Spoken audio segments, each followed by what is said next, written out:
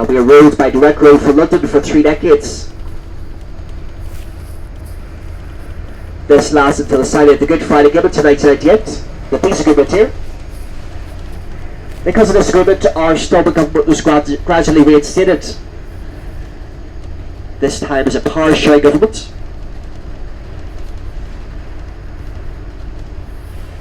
This means that all of our parties are part of our government here. They form a compulsory coalition. We are led by First and Deputy First Ministers.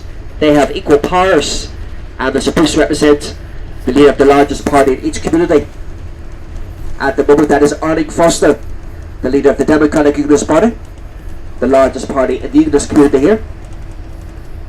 And Michelle O'Neill, the leader of Sinn Féin, the largest party in the Nationalist community.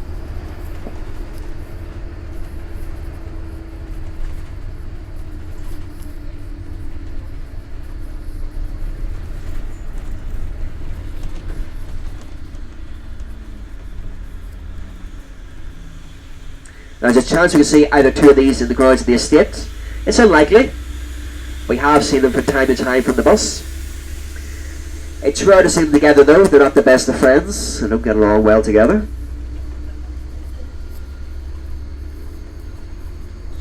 They'll be entering the grounds of the Stormont estate via the side gates. We'll stop at the gates for a short security check, then we'll drive up to the front of the building for you. Sometimes the security guard keeps us a little bit longer at the gates. It all depends whether they like to look at us or not. So if we're on our best behaviour, we go through very quickly. Just a little bit of advice: if he comes on board the bus, don't look him directly in the eye. Sometimes sets him off. This is normal procedures. You can enter the grounds of the Stormont estate every day of the week, but you can only enter the assembly building every weekday.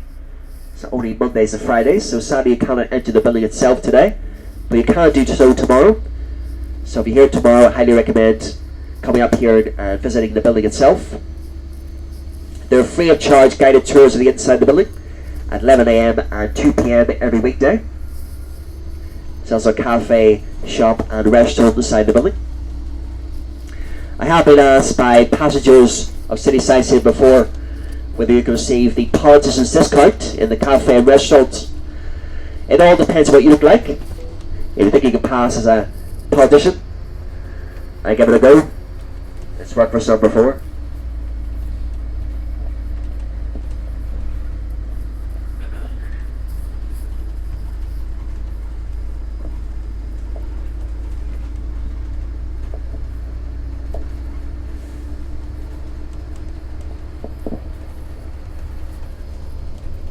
The estate is very grand, and the assembly building very grand for a population that was quite small at the time. When the estate was created, Belfast, Northern Ireland had a population of about 1.5 million.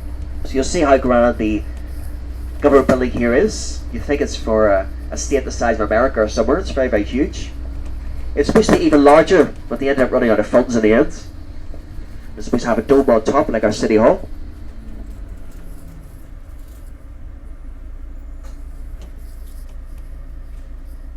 Established by Unionists to make a statement of loyalty to Britain and the British Empire. So a lot of symbolic references to Britain and the British Empire. These gates are named after William Massey, the former Prime Minister of New Zealand. He was born here. And as we enter the grounds, if you look at the lampposts and the grounds of the estate, these are gifts from the Canadian government. So you can spot moose heads on the lampposts as we pass. Also from an aerial view, the road layout in the grounds of the estate is in the shape of a Union flag. So we'll just stop here for a short security check, then we'll drive up to the front of the building for you. Good opportunity for photographs when we get up to the front of the building.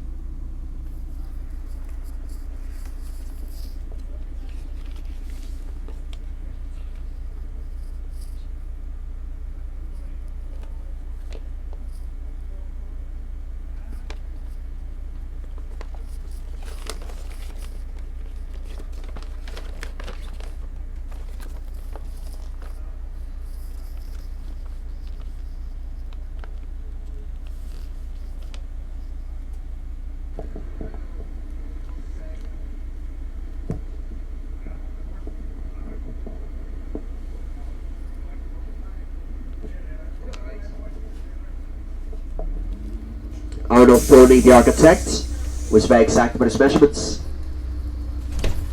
The starboard assembly building ahead on your left is 365 feet wide, and it has 365 windows, one for each day of the year.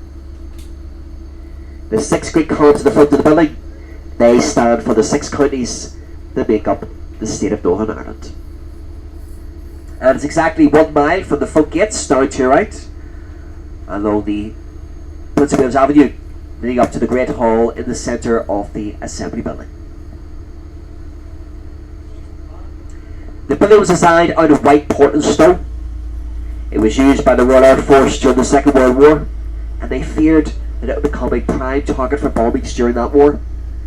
And so they mixed up a solution of black bitumen and cow manure, and they smeared the solution across the front of the building in order to hide it.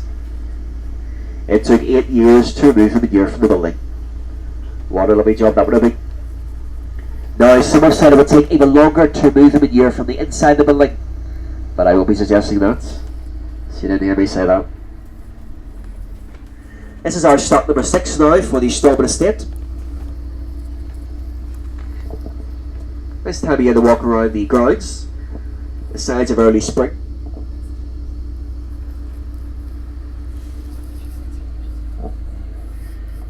The statue on top of the building is our katenya, with 2 lions on either side of it. Just beneath her you'll see Ulster, giving the flame of loyalty to Britain and the Commonwealth of Nations.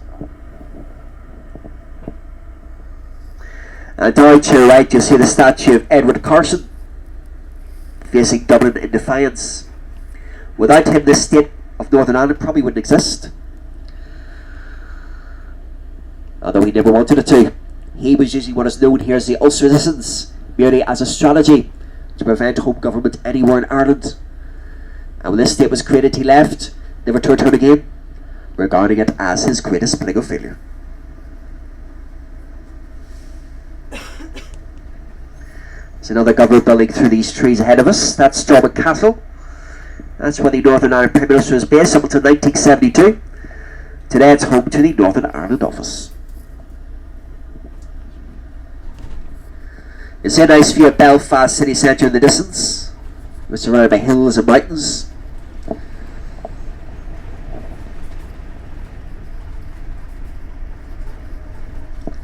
Thank with the change of seasons now, the weather's improving here. Although they do say that we have 365 days of sunshine a year in Belfast. That's true, and they're not lying about that. Sadly, over 300 are covered by clouds. They're very thick clouds of that. But the sun is, I assure you, just struggling to get out. Out to your right you see a statue of 2 figures embracing. That's the Troubles Memorial.